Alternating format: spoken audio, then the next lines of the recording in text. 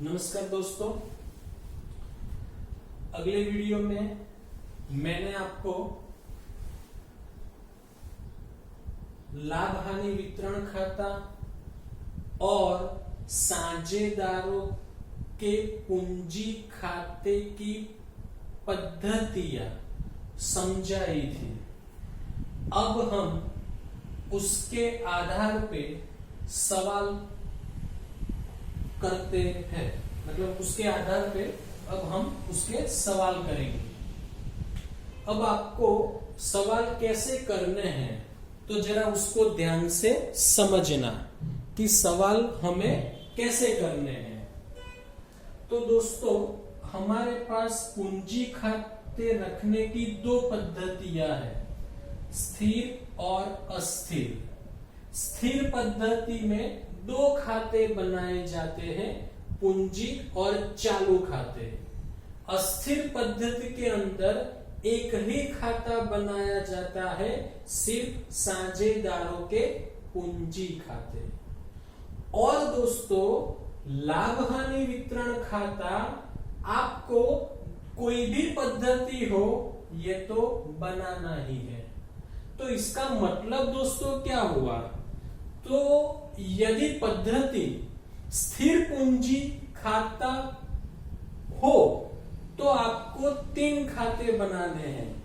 लाभ हानि वितरण तो आएगा, पूंजी और चालू खाते। और सवाल स्थिर पद्धति का हो, अस्थिर पद्धति का हो तो आपको 2 खाते बनाने हैं। लाभ हानि वितरण तो आएगा और अस्थिर में हम बनाते हैं साझेदारों के पूंजी खाते। दोस्तों, दोबारा मैं आपको क्लियर कर देता हूं। यदि सवाल स्थिर पद्धति का 3 खाते, वितरण खाता, पूंजी खाते और चालू खाते। सवाल यदि अस्थिर पद्धति का तो 2 खाते, वितरण और पूंजी खाते। तो अब हम दोस्तों स्टार्ट करते हैं सवाल नंबर 8 से। तो जब आप ये वीडियो देखो तब आप अपने सामने किताब खुली रखना और सवाल एक बार पूरा पढ़ लेना। तो और बाद में आप इस वीडियो को देखने की शुरुआत करना। तो इस सवाल में हमें 2 खाते बनाने को कहा है, लाभ हानि वितरण खाता और साझेदारों के पूंजी खाते। मतलब ये अस्थिर पद्धति का सवाल है। हमारा वर्ष 31/3/17 को पूरा होता है। मतलब वो चालू कब होगा दोस्तों? 1/4/16 को। ये आप 11वीं में सीख चुके हो। इसे हम सरकारी वर्ष कहते हैं या इसे हम हिसाबी वर्ष भी बुलाते हैं, ये आप जानते हो, बराबर। चलो, तो मैं अब स्टार्ट करता हूं सवाल।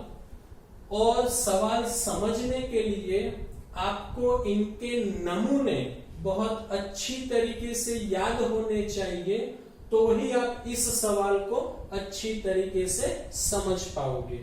स्टार्ट करते हैं दोस्तों सवाल नंबर 8। हरपाल और चिराग एक पीढ़ी के साझेदार हैं। 2 साझेदार हैं, हरपाल और चिराग। मैंने इसका इंग्लिश में पहला वर्ड लिखा है H और C। आगे बढ़ते हैं। तारीख 1/4/2016 यानी वर्ष की शुरुआत में उनकी पूंजी क्रमशः ₹60,000 और ₹1,00,000 है। पूंजी, प्रारंभिक पूंजी हमें दी गई है। तो दोस्तों, प्रारंभिक पूंजी हम कहां लिखते हैं? पूंजी खाते की जमा साइड। और क्या लिखेंगे? शेष आगे लाए, आगे लाए। हरपाल की पूंजी है 60,000 और चिराग की पूंजी है 1,00,000। ओके दोस्तों, आगे बढ़ते हैं। वर्ष दौरान हरपाल ने तारीख 1/4/2016 को ₹15,000 तथा चिराग ने 1/1/2017 को 20,000 का आहरण किया था। दोस्तों आहरण दिया है, आपको नमूना याद हो तो आहरण पूंजी खाते की कहां लिखते हैं हम? उधार साइड। दोनों के आहरण में तारीख अलग अलग है, इसीलिए मैं दोनों को अलग अलग आहरण दोनों के लिखूंगा। हरपाल का आहरण है 15,000, आहरण खाता। हरपाल ने वर्ष के प्रारंभ में आहरण किया था। चिराग का आहरण है 20,000, तो चिराग के कॉलम में लिखता हूं 20,000 आहरण। और चिराग ने आहरण किया था 1/1/17 के दिन। आगे बढ़ते हैं दोस्तों। साझेदारी करार पत्र के प्रावधान निम्न अनुसार है। प्रावधान दिए हैं। पहला प्रावधान है पूंजी पर वार्षिक 12% ब्याज गिनना है। पूंजी पर ब्याज 12%। हरपाल की पूंजी है दोस्तों 60,000, उसका 12% कैसे निकालते वो आपको आता होगा, फिर भी मैं आपको समझा देता हूं। 60,000 का 12%, 12/100, 2 जीरो निकाल देंगे, 12 गुणे 6 करेंगे, 7,200 आएगा। तो ये पूंजी पर ब्याज आया हरपाल का। चिराग की पूंजी है 1 लाख, उसका 12% करेंगे तो 12,000 आएगा। तो पूंजी पर ब्याज हरपाल का है 7200 और चिराग का है 12,000। दोस्तों पूंजी पर ब्याज पेढ़ी का क्या है? तो के खर्च। दोस्तों हम कौन है? पेढ़ी। और आहरण पूंजी पर ब्याज पेढ़ी का खर्च है। तो आपको याद हो पेढ़ी ने साझेदारों को चुकाए खर्च हम कहां लिखते हैं? वितरण खाते की उधार साइड। और दूसरी असर कहां देंगे हम? पूंजी खाते की जमा साइड। तो लिखते हैं हम यहां पर पूंजी पर ब्याज।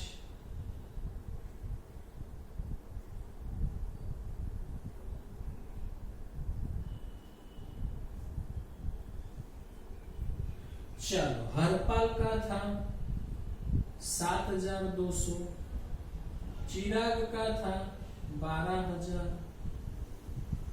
दोनों का टोटल आएगा 19,200। चलो दूसरी असर देंगे 31/3/17 पूंजी पर ब्याज।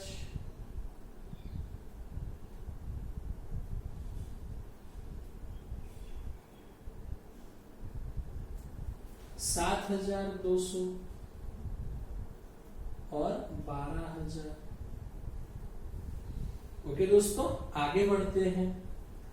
दूसरा प्रावधान है आहरण पर वार्षिक 9% ब्याज वसूल करना है। आहरण पर 9% ब्याज।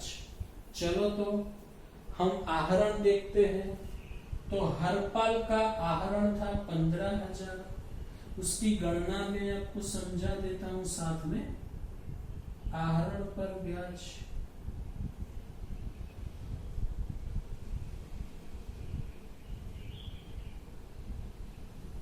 चलो पहले कौन है? हरपाल। हरपाल का आहरण है 15,000, 9% ब्याज है तो 9/100 आएगा। अब आहरण में देखो तो हरपाल ने आहरण किया था वर्ष के प्रारंभ में, मतलब इसके पर ब्याज पूरे वर्ष का आएगा। तो 2 जीरो निकाल देंगे, 150 गुणे 9 1350 आएगा। ये है हरपाल का ब्याज। चलो उसी तरीके से चिराग का ब्याज गिनते हैं। तो चिराग का आहरण है 20,000, 9% 9/100 गुणे। अब ध्यान में रखना है कि चिराग ने आहरण किया था 1/1/17 को और हमारा वर्ष शुरू होता है 1/4/16 को, तो उसने आहरण वर्ष के दौरान किया है। तो यहाँ पे ब्याज पूरे वर्ष का आएगा नहीं। तो मुझे बताओ 1/4/16 को वर्ष शुरू हुआ, पूरा हुआ होता है 31/3/17 को, तो आहरण किया है 1/1/17, वर्ष पूरा हमारा होता है 31/3/17 को। तो कितने महीने का ब्याज हम गिनेंगे? 3 महीने का, 1, 2 और 3। तो आपको यहाँ पे आगे हम यदि यहाँ तक ब्याज की गणना करेंगे यहाँ तक, तो वो पूरे वर्ष का ब्याज गिना जाएगा।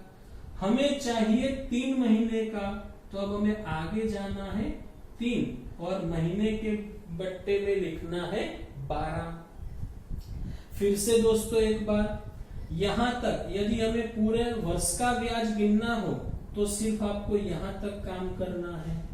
यदि आपको 4, 6, 8 महीने का ब्याज लेना हो तो आपको आगे जाना है और जितने महीने का ब्याज गिनना हो उसको ऊपर और महीने के बट्टे में आप लिखोगे 12। ओके, याद रखना इसको दोस्तों।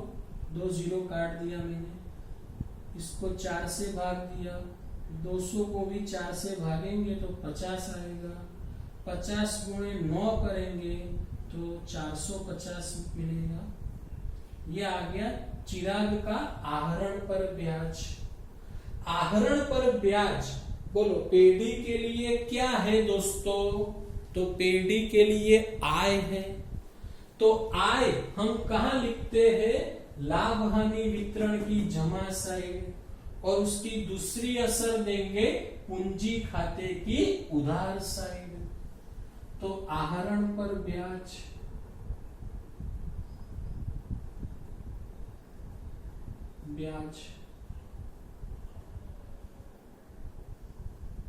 हर पाल 1350, चिराग 450, टोटल आएगा 1800। 31/3/17 आहरण पर ब्याज 1350 और 450।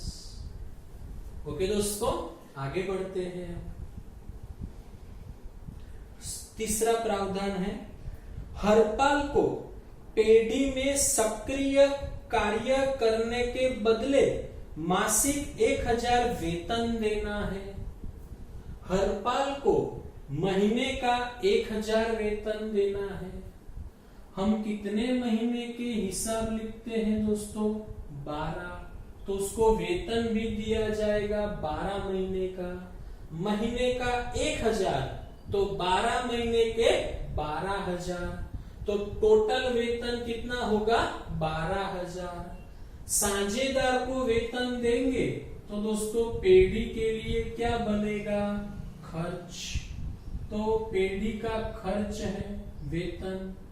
किसको दिया? हरपाल को। कैसे ज्ञात किया? 1000 गुणे 12, तो टोटल आएगा 12000। दूसरी असर दोस्तों कहां पे लिखेंगे हम? पूंजी खाते की जमा साइड। वेतन हरपाल 12000। ओके दोस्तों, आगे बढ़ते हैं। तथा चिराग को वितरण पात्र लाभ का 5% कमीशन देना है। चिराग को वितरण पात्र लाभ का 5% कमीशन देना है। अब वितरण पात्र लाभ दोस्तों कब मिलेगा? जब हम वितरण खाता बंद करेंगे तब। तो जब अंत में हम लाभ हानि वितरण खाता बंद करेंगे और यदि वितरण पात्र लाभ आएगा तो उसका 5% हम चिराग को कमीशन देंगे। अभी उसको जाने दो। हरपाल ने तारीख 1 1/12/2016 के रोज पेढ़ी को 30,000 की लोन दी है। हरपाल ने पेढ़ी को लोन दी है। दोस्तों हम कौन है? पेढ़ी। तो पेढ़ी ने लोन ली है।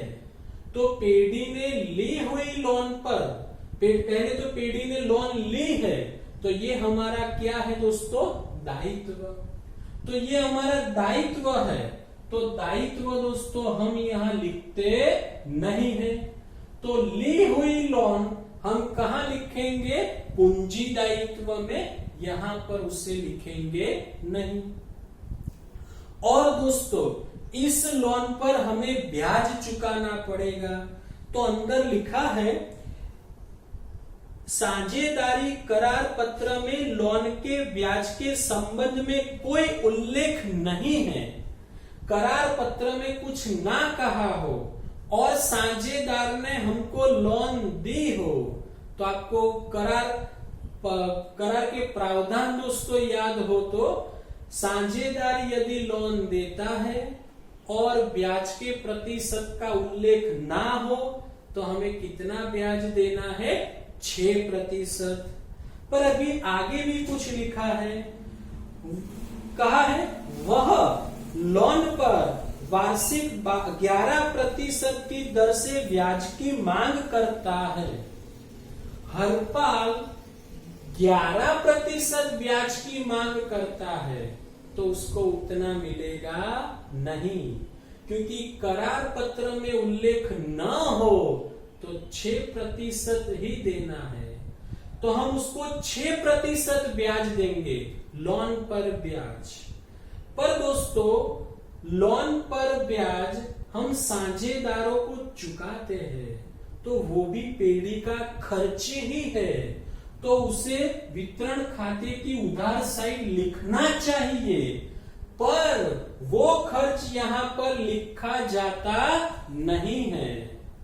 फिर से दोस्तों साझेदारों को लोन पर ब्याज चुकाएंगे, तो वो पेढ़ी ने साझेदारों को चुकाया खर्च ही है और उसको वितरण खाते की उधार साइड लिखना चाहिए, पर उसे नहीं लिखते।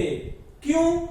क्योंकि ये दायित्व पर चुकाया गया ब्याज हमारा खर्च बनता है, व्यवसाय का खर्च बनता है, पेढ़ी का खर्च बनता है, इसीलिए उसको लाभ हानि की उधार साइड लिखा जाता है, वितरण खाते की उधार साइड उससे लिखा जाता नहीं है। ओके दोस्तों, शॉर्ट में आपको याद रखना है ली हुई लोन और ली हुई लोन पर ब्याज दोनों में से किसी को यहां लिखना है नहीं। आगे बढ़ते हैं दोस्तों। तारीख 31/3/2017 को पूरे होने वाले वर्ष का उपर्युक्त प्रावधान करने से पहले का और हरपाल की लोन पर ब्याज गिनने के बाद पेढ़ी का लाभ 79,400 है। मतलब पेढ़ी का लाभ है 79,400। तो ये कौन सा लाभ है? तो वितरण खाते के पहले के खाते का। तो वितरण खाते के पहले कौन सा खाता आता है? लाभ हानि खाता। तो ये कैसा लाभ है? शुद्ध लाभ। तो शुद्ध लाभ हम कहां लिखेंगे? वितरण खाते की जमा सही 79,400। अब दोस्तों कुछ बाकी नहीं है तो हम खाता बंद करते हैं। पर आपको याद रखना है वितरण पात्र लाभ पर 5% चिराग को कमीशन देना था। चलो खाता बंद करते हैं। बोलो दोस्तों कौन सी साइड का टोटल आपको अधिक लग रहा है? तो जमा साइड का टोटल अधिक है 81,200। दोनों साइड रखा मैंने 81,200। उधार साइड का टोटल है 31,200। अब इसको घटाएंगे तो डिफरेंस बचेगा 50,000। तो ये 50,000 बोलो दोस्तों क्या है हमारा, ये 50,000 क्या बनेगा हमारा वितरण पात्र लाभ। वितरण पात्र लाभ 50,000 रुपए। अब इस पे हम चिराग को कमीशन देंगे 5%। चिराग का कमीशन 50,000 का 5% आएगा 2,500। चलो दोस्तों, चिराग को कमीशन दिया तो पेढ़ी का ये क्या बनेगा खर्च। तो वितरण खाते की उधार साइड लिखेंगे कमीशन चिराग का। दूसरी असर देंगे पूंजी खाते की जमा साइड कमीशन चिराग का 2,500। चलो दोस्तों, वितरण पात्र लाभ हमारा कितना था 50,000, कमीशन दिया 2,500, तो उतना लाभ हमारा कम होगा। तो हमारा वितरण पात्र लाभ कितना बचेगा दोस्तों 47,500 वितरण पात्र लाभ। अब इसको हम साझेदारों के बीच में क्या करेंगे बांट देंगे। कौन से अनुपात में बांटेंगे, तो सवाल में हमें कुछ कहा नहीं है। तो ना कहा हो तो वितरण पात्र लाभ और हानि को हम कैसे बांटेंगे दोस्तों समान अनुपात में। तो इसके 2 भाग करेंगे तो कितनी रकम आएगी 23,750। 23,750। वितरण पात्र लाभ की दूसरी असर हम कहां पर देते हैं दोस्तों, तो पूंजी खाते की उधार साइड। वितरण पात्र लाभ 23,750। 23,750। अब दोस्तों पूंजी खाते भी हम बंद कर देंगे।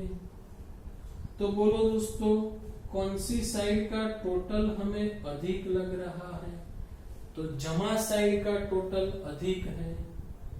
0, 5, 2, 9, 7, 2, 9, 3, 12, 1, 7, 1, 8 और 2, 1,02,950। चेक कर लेता हूं 950, 9, 3, 12, 1, 7, 3, 10। ओके, 1,02,950 में से कितना हम घटाएंगे 16,350। तो यहां बचेगा 600। 12 में से 6, फिर 9 में से 1 जाएगा तो 6, 86,600। सामने हम क्या लिखेंगे दोस्तों शेष आगे ले गए, और ये जमा शेष है तो इसको हम कहा ले जाएंगे पूंजी दायित्व में। ओके, अब देखो चिराग में दोस्तों उसी में भी जमा साइड का टोटल अधिक है 1,12,000, 1,14,000 और 1,37 बराबर, और इसको जोड़ेंगे 1,38,250। चेक कर लेते हैं दोबारा 250, 1, 3, 3, 3, 6, 2, 8, 1, 2, 3, 1 बराबर है 1,38,250 में से आपको माइनस करना है 20,450। अब इसको घटाएंगे तो 0, 0, 12 में से 4 8, ये 7, 1 और 1,17,800 ये भी जमा शेष है, इसे भी हम कहा ले जाएंगे पूंजी दायित्व में। ओके दोस्तों, सवाल में कोई भी समस्या हो तो आप मेरे को फोन करके पूछ लेना। मेरा फोन नंबर मैं दोस्तों आपको यहाँ लिखवा देता हूँ। किसी को कोई भी समस्या हो सवाल में तो मेरे को कॉल करके पूछ लेना। मनीष सर, याद है ना सबको? ओके दोस्तों, यहां तक रखते हैं।